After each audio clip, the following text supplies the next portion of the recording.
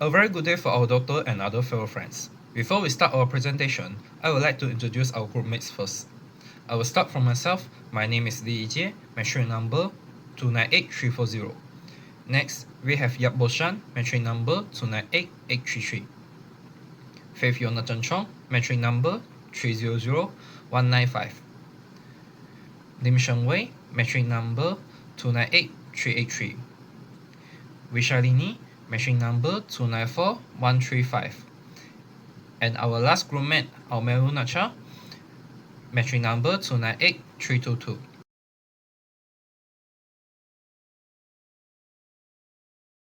A very good day for doctor and other fellow friends. Today, me and my groupmates will present our topic about the intersection of dementia, infection, and acute illness. For my part, I will be introducing what terminal illness is, what dementia is, and the categories of dementia including Alzheimer's and non-Alzheimer's type. Let me begin with terminal illness. A terminal illness refers to a medical condition that cannot be cured and is expected to gradually worsen over time. This illness eventually leads to death even with treatment. Because the condition is not reversible, the focus of care usually changes from trying to cure the patient to improving their comfort, dignity, and quality of life. This often includes pain management, emotional support, and helping the patient maintain the best possible daily functioning during the final stages of life. Next, I will be explaining what dementia is. Dementia is not a single disease. Instead, it is a syndrome, which means a group of symptoms caused by different underlying brain disorders. It involves a chronic and progressive decline in mental abilities. The most common areas affected are memories, communication, reasoning, and the ability to perform everyday tasks. People with dementia slowly lose their ability to think clearly, understand their surroundings, or communicate effectively. This happens because brain cells become damaged over time, affecting how the brain functions. Now, let's look at the categories of dementia. Dementia can generally be divided into Alzheimer's dementia and non-Alzheimer's dementia. Alzheimer's disease is most common cause of dementia. It usually begins with noticeable memory loss, especially for recent events. As the disease progresses, it also affects language, speech, perception, and thinking skill.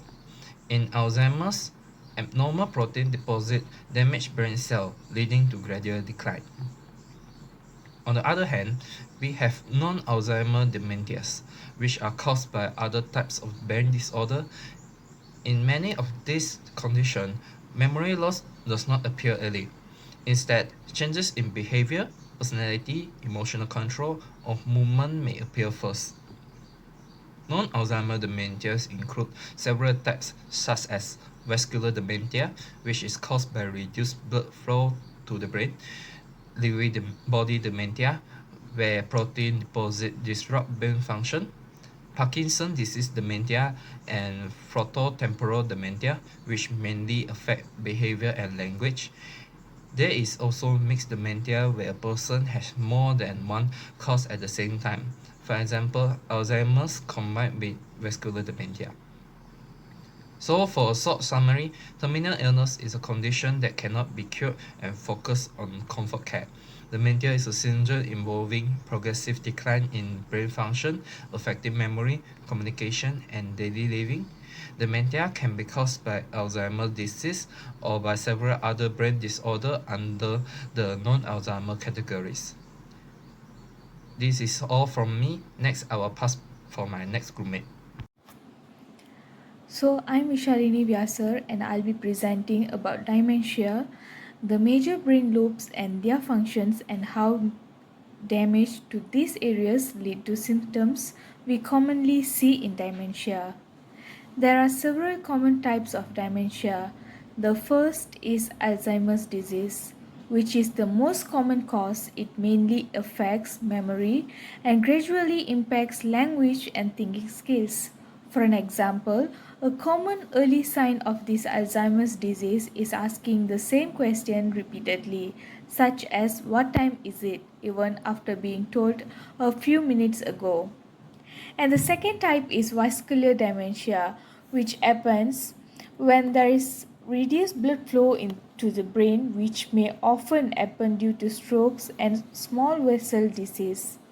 This mainly affects planning, problem solving, and thinking speed. For instance, a person may take a very long time to make simple decisions, including facing struggle to organize the steps of making a cup of tea. Next is Lewy body dementia, which involves protein deposits in the brain. People may experience visual hallucinations, fluctuating alertness, and movement problems similar to Parkinson's disease. For an example, a person may see children or animals in the house when no one is there. They may also appear alert in the morning but very confused in the afternoon. And this is followed by Parkinson's disease, where dementia develops in people who already have Parkinson's, usually in the later stages. It affects attention of memory and visual understanding. For an example, they may move slowly, freeze while walking, and also may struggle with attention. They may also look at the chair but not understand how to position themselves to sit correctly. It is followed by frontoparietal dementia or FTD, affects the frontal and temporal lobes of the brain.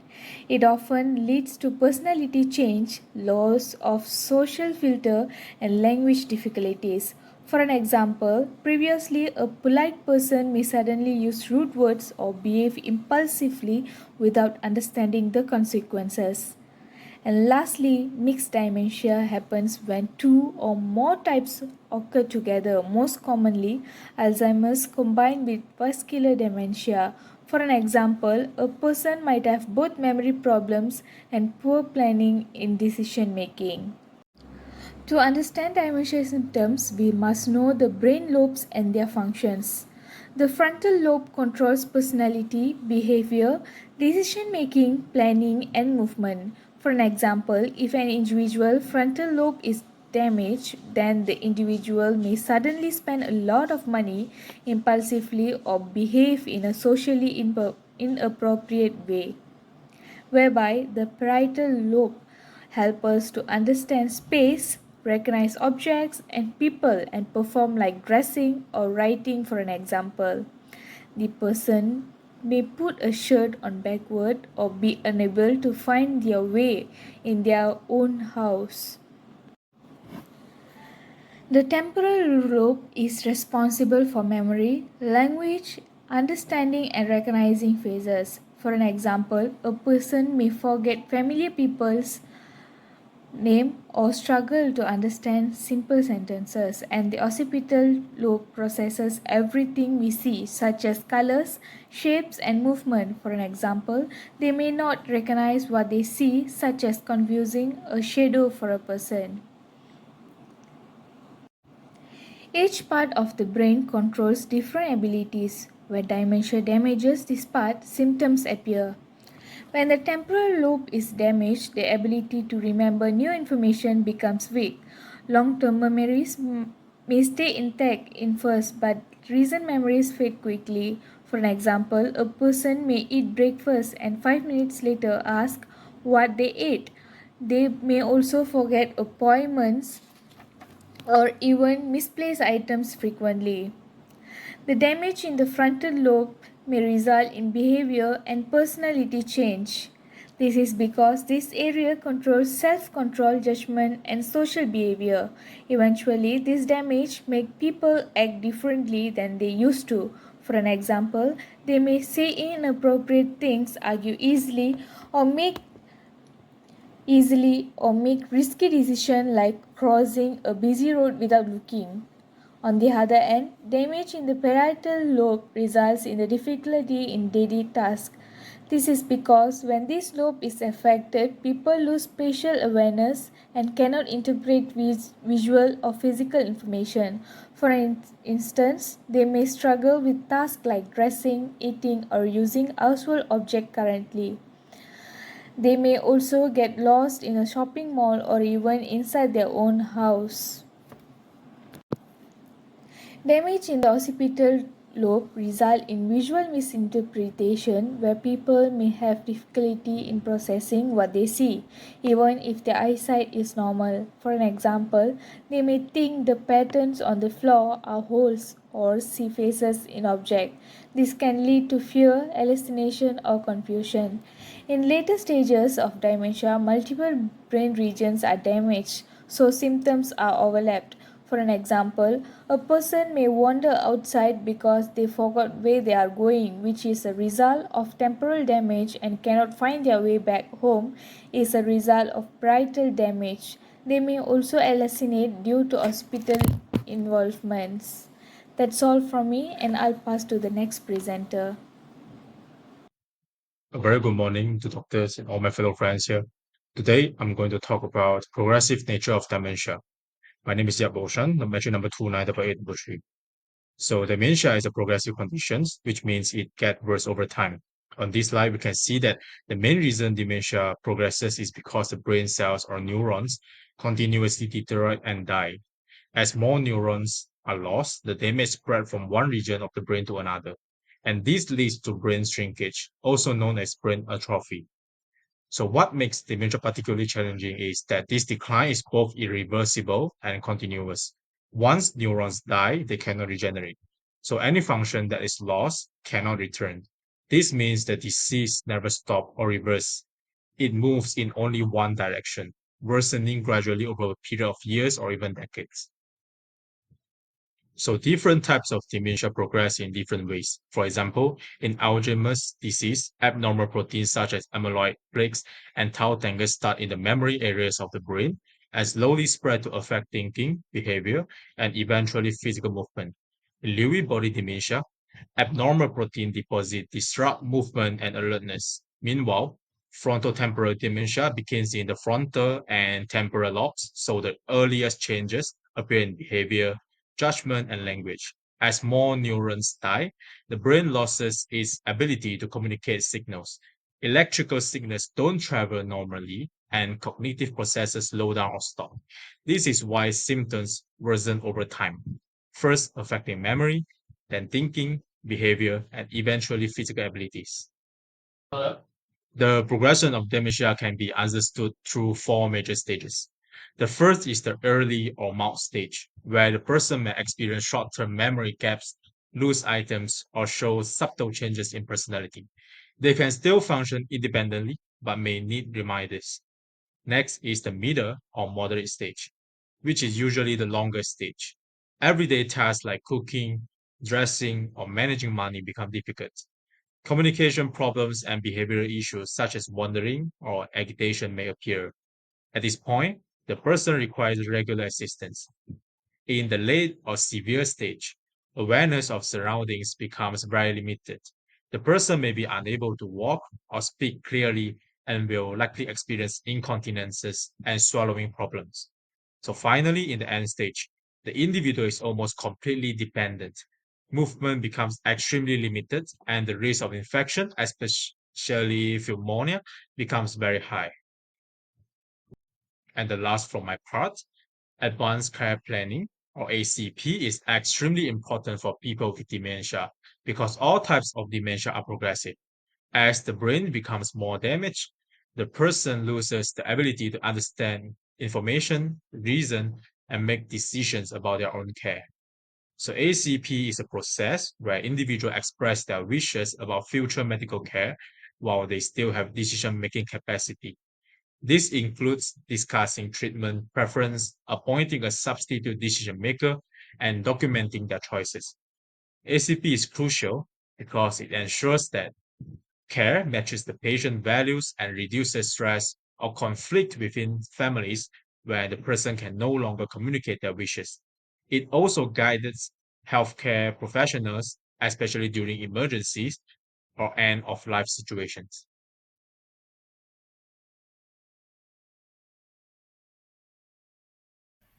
Good morning, madam. My name is Faith Anodon Chong, matrix number 3000195.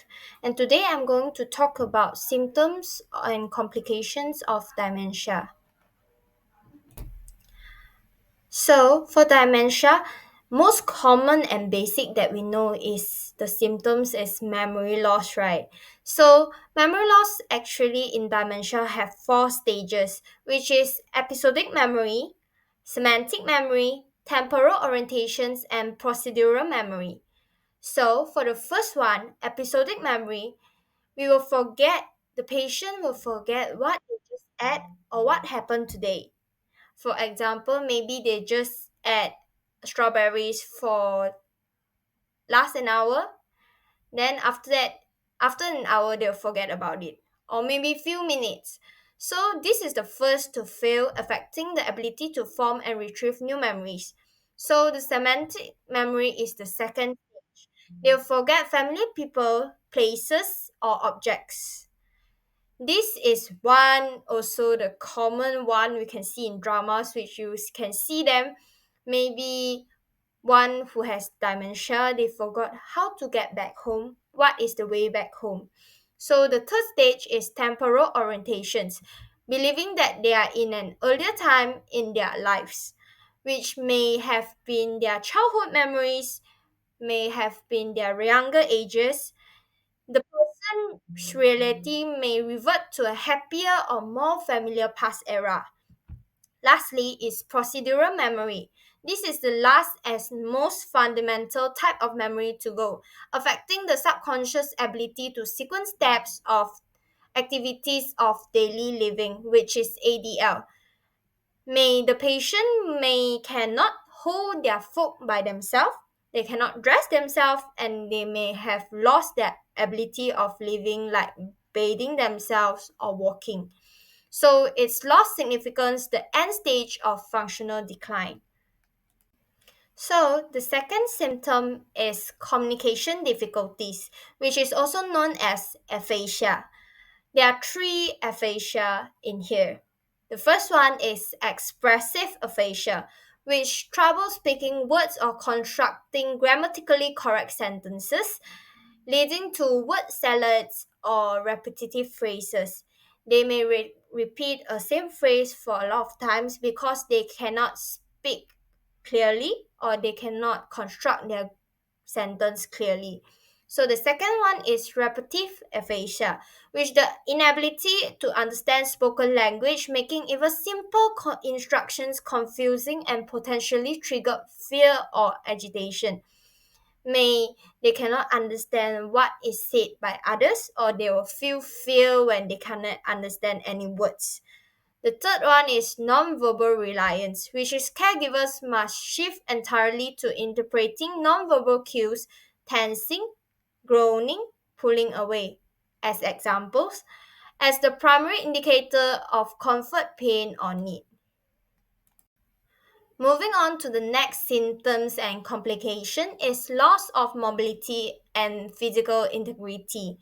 As the motor cortex and cerebellum of the brain is affected, guide and balance are lost for this. So this may lead to two causes, which the first one is contractures. Permanent tightening of muscles, tendons, and ligaments, preventing normal movement. May their limbs freeze in a bent position. This occurs quickly in immobile individuals and is very painful. The second one is pressure ulcers, which is also known as bed sores. This is due to the sustained pressure on bony prominence, which may they have lying down on bed for a long time. For example, their heels, hips, and tailbones, blood supply is cut off, so leading to the tissue's death. These ulcers are painful, highly susceptible to deep bones infections, and are often the entry point for sepsis.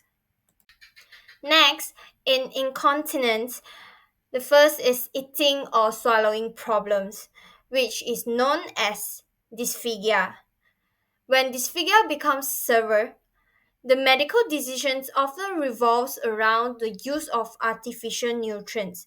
Current evidence shows that feeding tubes do not prolong life, do not prevent aspiration phenomena, and do not improve comfort in advanced dementia, often leading to greater agitation and restrictive use of strengths. Therefore, the focus shifts entirely to comfort and hand feeding due to they cannot eat by themselves. So, other than that, loss of bladder and bowel control, this is quite common for dementia patients at a late stage. Complications is the increases the risk of skin breakdowns and UTIs. Lastly, is puzzling behaviors. These often arise from confusion, fear, or an inability to communicate a need, like pain, hunger, or needing to go for a toilet. This is all as ADLs. So there are four of puzzling behaviors that is quite common we seen by dementia patients. The first one is agitation and aggression, which is often triggered by fear, misunderstanding, or attempts at personal care like bathing, dressing themselves, brushing their own teeth, eating their own food. The second is wandering, the urge to walk or search for something or someone. Often a search for something familiar, a home, or a person from the past. Delusions and hallucinations is the third. Seeing or believing things that are not real, more common in certain types of dementia like Lewy body. Fourth, last one is restlessness or repetitive actions, such as hand wringing or pacing. A pattern of increased confusion, restlessness, and agitation that begins in the late afternoon or evening, possibly due to fatigue, reduced light, or hormone changes. This is all from me. Thank you.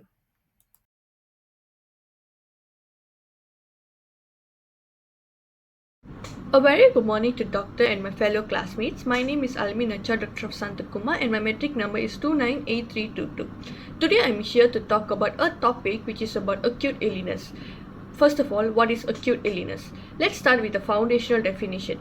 Acute illness is simply a health condition that appears suddenly and only lasts for a few weeks or few days.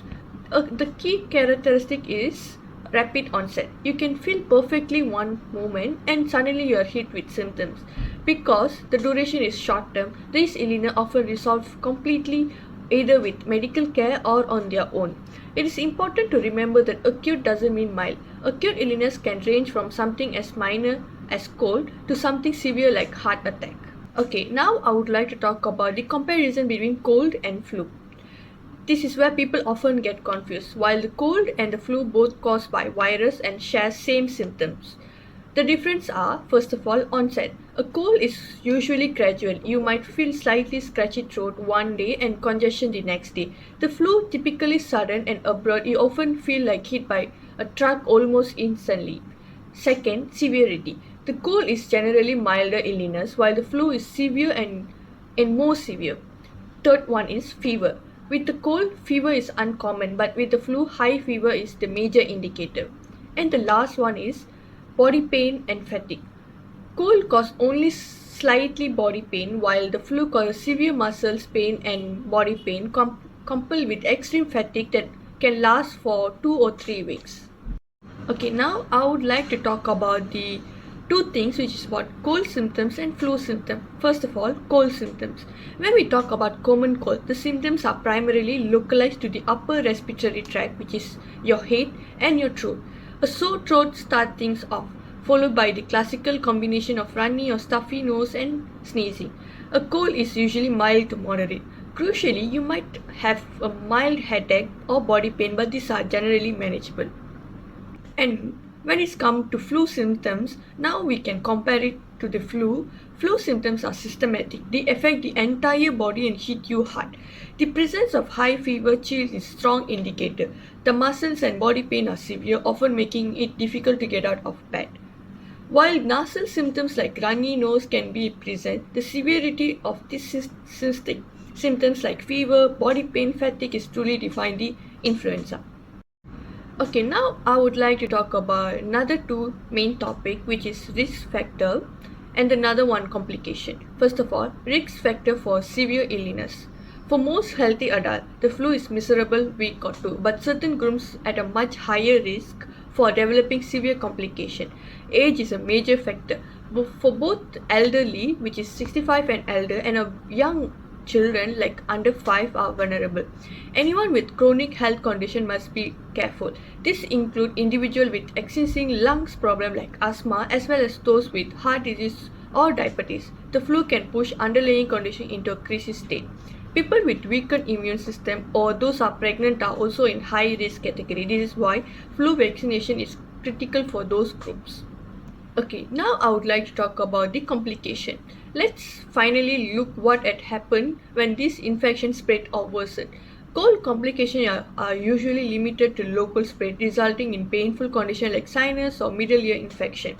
But the flu complications are far more worse or serious. The most significant is fever pneumonia, which can cause by directly the flu virus or secondary bacterial infection that takes hold when the body is weakened. Flu can lead to life-threatening conditions like inflammation of major organs like heart. Always remember, for anyone with high risk group, the flu can cause a dangerous worsening existing chronic disease. As a conclusion, understanding the differences between common cold and flu, recognizing the key symptoms, and identify high risk group is vital for effective health management. That's all from me. Thank you. Hi everyone, I am Lim Sheng Wei and I will be explaining the part topic of infections and then giving the conclusion for our presentation. First, let's understand what an infection is. An infection happens when harmful microorganisms enter our body and begin to multiply. These microorganisms can disrupt normal body functions and cause illness. The infections not only affect our physical health, they can also influence our emotions, behavior, and daily activities. From a health psychology view, how we behave, how we cope, and how we take care of ourselves play a big role in preventing and managing infections. There are four main types of infections. For the first one is about bacterial infections, which are caused by bacteria. Second, viral infections, which are caused by viruses such as influenza or COVID-19. Third, fungal infections caused by fungi, for example, Candida causing yeast infections. And the fourth one is prion infections, which are rare diseases caused by abnormal proteins affecting the brain. Understand these types can help us to know what kind of treatment and prevention strategies we should use. For each type of infection requires a different type of treatment include bacterial infections are treated with antibiotics. Viral infections usually require antivirals or supportive care like rest, hydration, and fever control. For fungal infections, need antifungal medication, and for the fourth one is about prion diseases currently have no cure, so the focus is on comfort care and emotional support. In health psychology, treatment success depends a lot on patient behavior. This includes completing medications as prescribed, avoiding antibiotic misuse, practicing good hygiene, and managing stress. A patient's willingness to follow medical advice strongly affects recovery. To summarize up, dementia, acute illnesses, and infections all show that our health is closely connected to our behaviors, emotions, and environment.